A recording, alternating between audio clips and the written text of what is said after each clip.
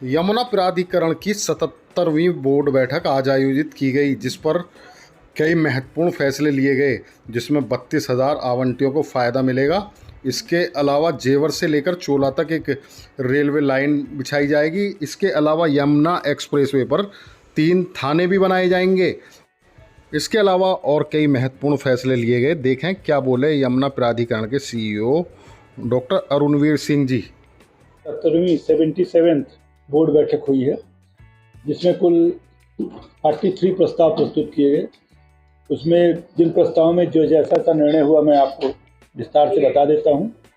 औद्योगिक विकास प्राधिकरण की आज 77th बोर्ड बैठक हुई, जिसमें कई महत्वपूर्ण प्रस्ताव डिस्कस हुए। कुल 43 प्रस्ताव गए थे। इनमें से कई प्रस्तावों पर बोर्ड ने अपना अनुमोदन दिया। कुछ प्रस्तावों के संबंध में बोर्ड ने आवश्यक संशोधन कर पुनः प्रस्तुत करने के भी निर्देश दिए हैं। जो मुख्य रूप से निर्णय हुआ है उसमें एक तो 32,000 आवंटियों के लिए 30 सितंबर 2023 तक बिना किसी शुल्क के लीज कराने और 31 मार्च 2024 तक बिना किसी शुल्क के लिए निर्माण कराने की अनुमति दी गई है।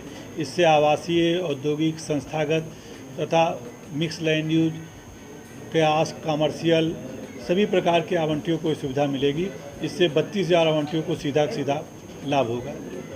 इसके अलावा एक OTS स्कीम लाने का भी निर्णय किया गया है। विशेषकर EWS, LIG, MIG, HIG इन रेजिडेंशियल प्लाट्स और 7% जो गांव वालों की आबादी के प्लाट हैं, इस OTS के लाने से लगभग 900 करोड़ रुपए का लोगों को लाभ मिलेगा। और इसमें अन्य संपत्तियां अब शामिल नहीं की गई हैं, औद्योगिक इंस्टीट्यूशन इसमें शामिल नहीं किया गया है। केवल मूल रूप से जो है वो आवासीय भवन और आवासीय प्लाट और किसानों को ये सुविधा दी गई है। साथ एजुकेशन हब भी आप लोग बना रहे हैं जी। इसके अलावा सेक्टर 9 में 800 एकड़ में एजुकेशन हब बनाने के लिए यूनिवर्सिटीज़ के लिए लैंड तथा एक कन्वेंशन सेंटर और एग्जीबिशन सेंटर के लिए ज़मीन देने के लिए ज़मीन एक्वायर करने का निर्णय लिया गया है। इसके अलावा सेक्टर 11 में बड़े बड़ी इंडस्ट्रीज़ को अलाटमेंट के लिए 8 से 20 एकड़ ज़मीन एक्वायर करने का निर्णय लिया गया है तथा बाजना टप्पल जो हमारा अर्बन नोड है उसमें 16 से 20 एकड़ ज़मीन एक्वायर करने का और बड़ी इंडस्ट्रीज़ का स्पेशली कंट्री स्पेसिफिक अलाटमेंट जो होंगे उनके लिए लैंड एक्वायर करने का निर्णय लिया गया है। प्राधिकरण में 55 नए गांव शामिल हुए हैं, जिसमें कि 42 गांव और 13 गांव क्रमशः बुलंदशहर विकास प्राधिकरण और खुर्जा विकास प्राधिकरण से हैं। इन गांव के शामिल होने से यमुना प्राधिकरण का विस्तार अमृतसर कलकत्ता लाइन तक हो गया है और हमारी सीमाएं जो हैं वो चोला रेलवे स्टेशन, बैर railway station, Sikandarpur railway station तक पहुंच गई हैं। उसको ध्यान में रखते हुए जेवर से लेकर के चोला तक एक नई रेल लाइन बिछाने का और उसका जो लाइन का जो डिमार्केशन किया गया इस प्रकार किया गया है कि वह जो है सेक्टर्स को बीच में ना काटे तथा एक साइड से होते हुए लगभग 20 किलोमीटर की दूरी करके चोला रेलवे स्टेशन पर मिल जाए।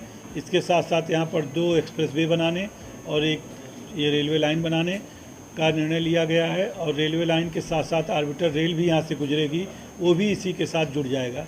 इस रेलवे लाइन के बनने से ये फ़ायदा होगा कि अमृतसर कलकत्ता मेन लाइन से जेवर जुड़ सकेगा। यहाँ पर फास्ट ट्रेनों के माध्यम से IGI की कनेक्टिविटी हो जाएगी, क्योंकि इस रूट से आसानी से आनंद विहार और नई दिल्ली रेलवे स्टेशन पहुँचा जा सकता है। सर, किसानों को किन 7% जो आबादी के प्लाट हैं वहाँ पर OTS की स्कीम लाई गई, जिसमें उनका ब्याज माफ़ हो जाएगा। इसके अलावा किसानों के 9 गांव में अभी निर्णय हुआ है 23 मई को। उन 9 गांव में 80% जो है किसानों को उनके रिट वापस होने के क्रम में गांव में कैंप लगाकर अगले सप्ताह से पैसा बांटा जाएगा।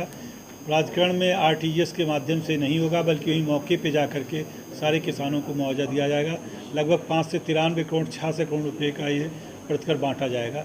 इसके अलावा किसानों की एक बड़ी मांग बैक लीज की थी, वो प्रस्ताव आज प्रस्तुत हुआ, उस पर सारा डिस्कशन हुआ और सैद्धांतिक रूप से उस पर सहमति दी गई।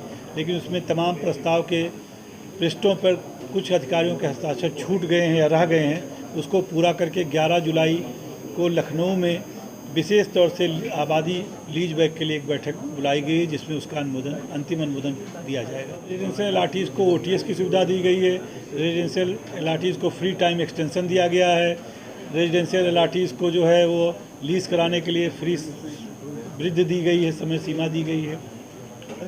इंडिया एक्सपोजिशन मार्ट के साथ जो यूपी गवर्नमेंट मिल करके एक यूपी ट्रेड शो कर रही है, उसमें यमुना प्राधिकरण बढ़ चढ़कर हिस्सा लेगा तथा 2 हॉल केवल यमुना प्राधिकरण के होंगे। एक हाल में उसके इंडस्ट्रियल क्लस्टर्स जैसे data park, semiconductor park, handicraft park, handloom park, MSME park, toy park के सारे उत्पाद प्रदर्शित होंगे। और एक एयरपोर्ट का डेडिकेटेड होगा कि एयरपोर्ट कितना बन गया, कैसे बनेगा, इसके भविष्य का विस्तार कैसे होगा, जब ये 6 रनवे का होगा तो कैसा दिखेगा। बल्कि इसकी एंट्री ही इस तरह से बनाने का प्लान है कि जब ये ट्रेड फेयर हो तो इसकी एंट्री ही एयरपोर्ट के एरो ब्रिज जैसी हो कि एरो ब्रिज के माध्यम से आप सीधे एयरपोर्ट उसमें एरोप्लेन में प्रवेश करते हैं।